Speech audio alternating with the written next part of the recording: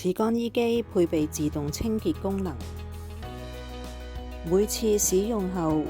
無需去除衣物上面嘅絨毛，絨毛會收集喺底座裏面，你需要時不時地清潔。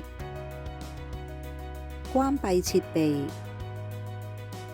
用手柄打開維護蓋板，解開散熱蓋上面嘅槓桿，握住手柄將散熱蓋拉出，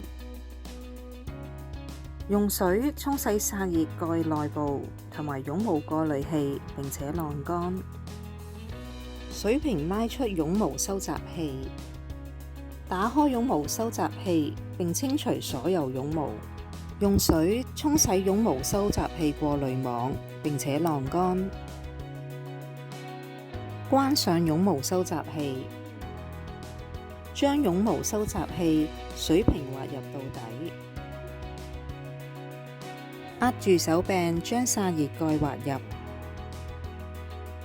用槓桿鎖上散熱蓋，關上維護蓋板。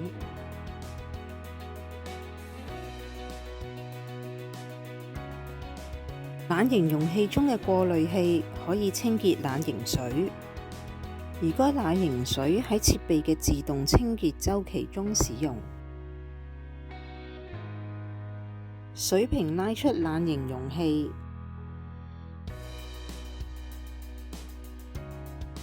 倒出冷凝水，取出過濾器，用溫水或者洗碗機清洗過濾器，將過濾器推入，直至感覺鎖定到位。最後將冷凝容器推入，直至感覺鎖定到位。